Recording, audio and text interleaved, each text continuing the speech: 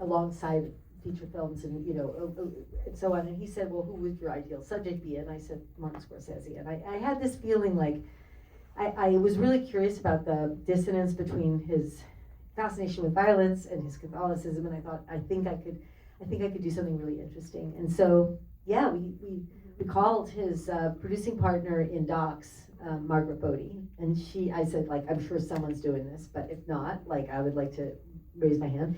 And she said, write a letter. And I wrote a letter, and then he said, let her come over. And so I came over and I had a meeting, and then. Did you know him at all? I knew him a little. I had met him on a set of Gangs of New York way back, and I knew he had seen my films and gave me notes of films over the years. And so he knew my work really well and knew the doc Arthur Miller writer that Cindy and David and I had made, and so and David, actually, we all made that film together. David cut it. So it was like he just decided to pick me because there were a lot of people who wanted to do it. No, I bet. And when you approached it and met with him, did you have an idea of how you guys wanted to structure it, or like what the story was going to be, or was it just more an exploratory? I think it was very exploratory. I mean, I think that we had a sense, David, don't you think, that of like, my first question, which was, what's your first memory, I felt like could be the beginning, and I think it was always the sort of the beginning of in some way. Yeah, I mean, we also played around a little bit with maybe we were going to go out of chronology, and played around a lot with that, but like decided the best way to tell the story was from beginning to end. And there was also a time where we experimented with voiceover. Yep. And David had this idea that we should do it all from the point of view of his dog. That the dog was going to be the voiceover, the first, because he always had a dog. And so it was going to be like the first dog. People really like it. Yeah, they loved it. And I was like, okay, let's try the dog. And it worked in some ways. And also, right, we had started out thinking it would be 1 90-minute film, and then do you guys want to talk about? Yeah, of course, we thought it was one 90-minute film, and then it was really kind of like how big the beginning, that first episode, to scrunch that into 15 minutes or 20 minutes, it just was like such an injustice and weirdly boring, because when you take like half of it out, it was like, why am I watching this? And I remember it was so boring. Yeah, and then we brought you guys in and showed them this very large thing. At first we thought it was 2 episodes, right? Yeah, and then at the end of that we decided that it needed to be 5, which was a whole Well, conversation. not that day. It took No, long. we said it should be another one after that. You could just tell it needed to be what it needed to be, and then you just kind of had to honor it and then figure out the logistics beyond that, because that's not exactly what I think Apple thought they were signed up to, but they were amazing about it, and actually they agreed, and sort of, off we went. So was Apple on board from the beginning, or did they come in later? No, they came in later. It was self-funded. We did it for a whole year, just us, yeah. Well, it was also during COVID too, so, which was oddly advantageous because Marty couldn't shoot anything, so he was sort of home bored, and so it allowed us the opportunity to shoot with him. But because everything was down, it was just sort of, and everyone was sort of paralyzed, we sort of took advantage of it and just started filming, and then it sort of grew from there. And I'm so impressed with how honest he is and forthcoming with sort of every part. Can you talk about that? Did that take you by surprise at all? Yeah, but I really didn't know. I first of all didn't know how long the process was going to be. I did not think we were going to be making a movie for 5 years. I thought we were making a feature film, but it became clear in the kind of character of our first conversation, that the first 2 conversations, which were both outside on the porch because it was high COVID, it was like, I thought, well, he was really startlingly honest and transparent. And I think what happened is that the decision was to even do it with me. And once he decided to do it, he thought, I'm just gonna do it. And because he's a very self-honest person. He's very honest to himself. So I think he allowed me in, but there were times where we were all, you guys were always there listening, and where there was a sort of sense of surprise that we were going in certain places. I think we also learned in the process that fewer crew, like a less is more approach. And innately, we were sort of like, okay, he's a director. If he feels like he's on a set, there's going to be some self-conscious part of him that thinks there's a crew and everyone, you know. So it was almost the more the journey went on, it would get smaller and smaller until it just ended up being we set up 2 cameras and labbed them and put up booms in his office and then just shut the door and it was the 2 of them, which I think was a really great discovery. Because we had that one, remember the Zoom interview, David? There was this one Zoom interview, which was ugly, but we ended up using a lot of the voice from it. But it was that experience, it was like he was even more transparent and I realized, oh, but there's no one there. And that was, right? And that was that thing of like, it was weird though, because what would happen was that after, and one of these interviews lasted 5 hours. So at the end of this, his he kept moving, and at one point he's at the very bottom of the frame. A lot of reframing to do it. And the sun would like, yeah. The sun, and I finally went, I said, we have to stop because like I can't see you. But no, it was extraordinary. The cruise, the first shoot we did, remember the DP brought this massive camera that you could have like shot a mile away, and you could just see it was too much. And I remember being like, it's a big camera and this and that, and so it just started getting stripped back as it went on. I also think that additionally in all the people that participated, how truthful and honest they all were. Yeah. You know, in addition to Marty, and that he allowed for that. Well, I think it was also that I would like you felt the guardedness at first, Correct. and then I would always say, oh, he's talked to me about this or that, and then they were like, oh, so it's that kind of interview. Exactly. I He thought told you Exactly. that. Yeah, To open the gate. Yeah, so then they were kind of relaxing, more relaxed. I was gonna ask about the interviews, cause like, I mean, with someone whose life is so expansive and all encompassing, how did you decide who to go out to? Did he help put together that list for you, or did you like sort of? He made suggestions, but we really discovered it as we went along, like, because we only had so much money, right? So you couldn't interview everyone in the whole. Yeah, people World. would come up in conversations they had where he'd Yeah. talk about someone and be like, oh, who's this? And of course, the closer friends of his from his childhood, we didn't know who, the high profile people, but you don't know, everyone who went to school with or grew up with. So there were suggestions there, which was really helpful. And then the interviews with his families would lead or names that came up frequently. And I would say just one of these really great stories is the Sally Gaga story, right? Right, the sort of the model for Johnny Boy, in Mean Streets and how that happened. I mean, that was happened exactly as you see it in the film. Like I thought he was such a mythic character that I thought there was no way he was ever gonna. Everyone kept saying it's amazing he's alive. That was what they would always say. It's amazing he's alive. So I was like, no way was I gonna call him. I didn't know if it was reachable. And so it was like, so I said, I'm so sorry we can't meet your brother. He's like, you want to meet him? He's right in the marina, right there. So I was so unprepared. I was like, I didn't know what to say. All I could think of was like, have you ever blown up a mailbox?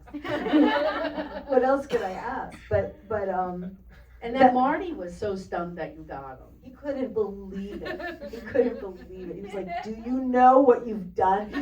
It was like, because it was amazing. It was amazing. But all these people like Robbie Robertson, there was also conversations that we all had and that David and I would have in the cutting room of like, do we go with the second, like when his great first ADs, like that would have been a really interesting interview, but we didn't go that way. It was, you have to you can't have everything, and we had to sculpt it. And you had, he gave you access to childhood drawings, pictures, he really gave you complete full access, didn't he? He did, and we were very lucky to have Cicalia, which is Marty's Marion company. Bauer sort of archives everything. So Yeah. Most people don't have that, but he did. So He she's has like, an archive, yeah, exactly. She would go through everything. Yeah, she Club, worked so- in tandem. Yeah. It's like a You Met know. museum Yeah. or something. She worked in tandem with Allison Ferner, who's our archival producer as well. Unbelievable, most amazing archive. Yeah, it was very deep from that point of view. I mean, it was like a real deep dive into also culturally, we wanted to have that feeling of what was America like in this period? What was, the larger scheme, what did it look like in the 80s in LA, for example, or whatever, And I love you use split screen, which of course Scorsese uses. Can you talk about did his style influence you at all in making this? Such an interesting question. I think the final answer is yes, surely yes, but not consciously, not really that consciously. I mean, I feel like there was like I think his rhythms, I think that I mean, David, I really want to hear what you have to say about this, but I personally think that the rhythms of a lot of the clips of his films, they fired around them. They fired energy around them. So that, and also some of the music that we used and the way that music was used, so that there's a kind of, I feel as though, and also because his movies are really extensions of his character, it makes sense that a movie about him would somehow embody his rhythm and his character and have, you know, and in that sense be like kind of like vibrating with his films. Do you think that? Yeah, no, I think that's exactly right. And it's like so much of the film is structured based on what he provided emotionally and with his words in the interviews. Like that drives it, and his films are part of him and his energy. And so he brought that to the interview, and so that helped form the structure and like energy. And like we did try to use music and needle drops the way he does too. And I also think we wanted it, I mean, you kind of want everything to be like this, but it was like you wanted it to be deep and like emotional, but you didn't want it to be boring. Yeah. And like we kept it moving and tried to keep it alive. And then we also like we didn't mash up film clips. Like everything you see in there, it's like we're showing how they are in the movie. Yeah, we and had so a rule sometimes that we would never change. never like films. there's like yeah, and so there's I mean so that makes it feel like one of his movies because you're watching his movies. You're not watching us mash up his movies to make certain points. Yeah. And so that gives it the energy Yeah, too. it does The have. split screen was Rebecca though before. It wasn't really based off of Marty. I mean that was to like try to keep things like with a lot of different reasons. Well, actually, one but- reason was I had this, I didn't want that thing of like older people Yeah. sitting in front of a camera and like who, I mean, you know, I mean, they were great, but you want to see them young. You want to see what they're talking about. And that's really what I first said, like, let's split the screen. Exactly. And then, of course, it was perfect because of Woodstock and like, Yeah. you know, et cetera. But Yeah. but and then but yeah. it really came from that thing of also visual dynamism. Yes, and it became a great tool because then, since we didn't want to split up his film clips, we could go into split screen with them and cut to somebody. So like when you see the who's that, you talking to me scene, we never stop that clip, but we cut to people because they're in split screen. Right, so if there's So a long nothing's- silence Yeah, I on mean, we do his cut to side, a you photo know. at one point. It's like there are cuts in there, but once you go into the film, we're not making like a cut to another part of the movie. Yeah. No, So it's really great because I feel like it puts you in the memories that these people are talking about, and it feels more like a mosaic. You're really reliving this with them rather than just like being told a story. Yeah.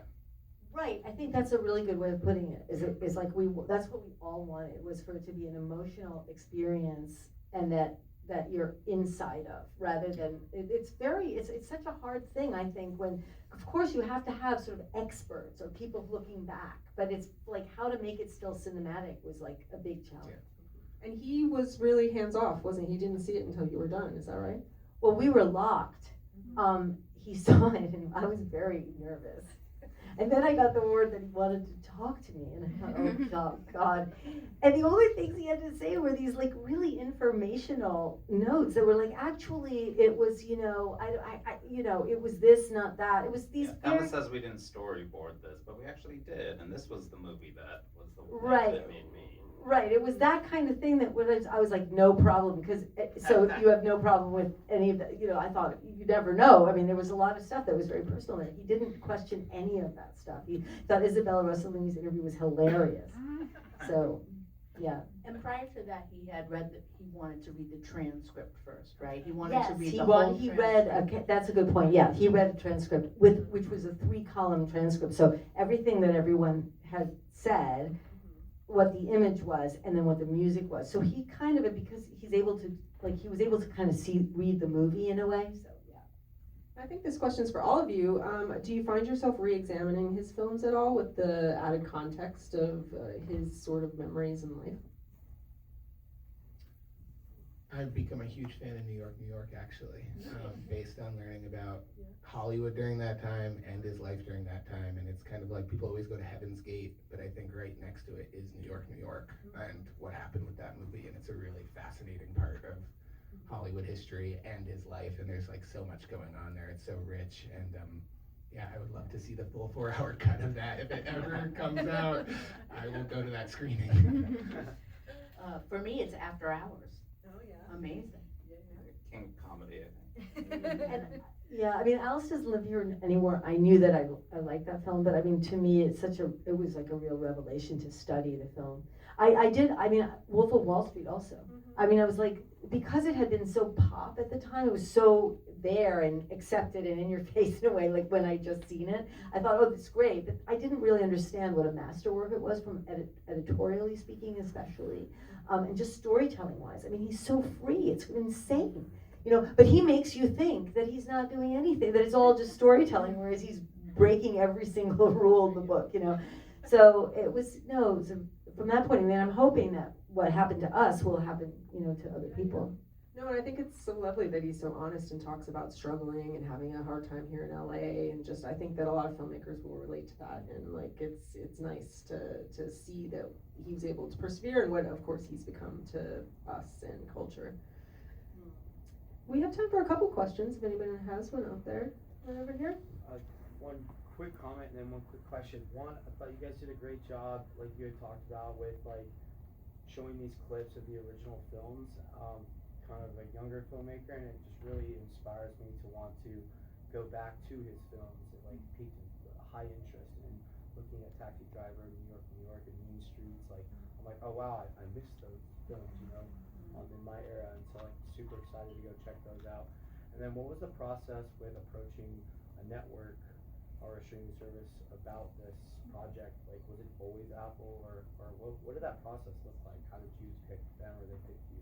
Yeah, I mean, it kind of always was Apple because they worked with him so much that it seemed like a very natural fit for it to be the home. And obviously, we're lucky enough that he's such a high-profile person that I guess we could have, you know, taken it around. But yeah, Apple seemed like the right choice, and they've been wonderful. Apple's listening. Truly. Any other question out there? Oh, yep, Richard. Hi Rebecca, and thank you for the documentary to everyone. My name is Marco Perciavalle. I own a company of mental health and physical health in entertainment. And I really enjoyed the documentary, and my question is mostly for the part about the struggle with drugs, and when he was like, you can see later that he was like burnout during the set with the shooting. This was a part that usually we know more about the actors or musicians that can struggle with mental health and drugs. But I like that he was exposed himself to, for me, the first time that I know that Martin Scorsese had this type of problem in the past. This was something that he decided to share with you, or you asked because you know something before? It's a good question whether, you know, I did not lead him. I knew a lot more about his films than I knew about him personally going into it. So in a way, I think that was somewhat helpful. I wasn't thinking, oh, now I'm going to get him to talk about his addiction to drugs. When I said, were you addicted, really addicted? I was like, totally, that was a real question. Because I knew that there had been a time where he partied a lot, but I did not know that he was addicted to drugs. And I think that helped weirdly, you know?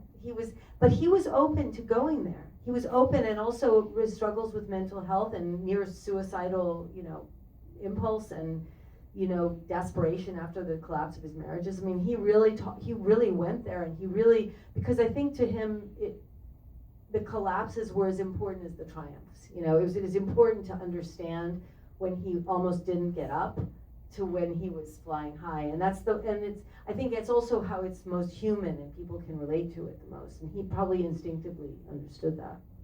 Thank you. And I think that truth is like, it's so interesting to see him, like, his life being told through these movies, and he really is just seeking truth and understanding why we're all here, and I think that's really beautiful. Right. And also just to say, like, that's the impetus for Raging Bull, right? It's just like De Niro comes to him and says, we have something, we can do it, you know, that it's interwoven into real life. Yeah, and I think that the seeking the truth thing, like that you said as a filmmaker, is why he was also such a great subject, because he knew what Rebecca's job was, and he honored that, whereas some people might not do that. They'd want to be the Rosie and everything was great, and life is easy and perfect. And he was truthful about it, which takes a lot of bravery. So now that you've had your dream subject, is there anyone else that you may want to look at in the documentary sense? There's somebody, I dare not even mention their name, that I would love. But I don't know yet. I think I'm really interested in if I'm making a feature film soon that's not a documentary, but I would, there's something that I'm really interested in that's not a famous person or not a personality, but that's just about people and a really interesting subject. I'm just really interested in people. I particularly like talking about the theme about artists, it's true, but really all people interest me, and I think documentary is such a wonderful form for filmmakers, even like me, a feature filmmaker who fell into starting to make documentaries. There's a lot of freedom in that work. It's a kind of free way of making films that I think is wonderful. That's wonderful. It's a wonderful project. Thank you all for being here. Thank you so Big round of much. applause for Mr. Scorsese.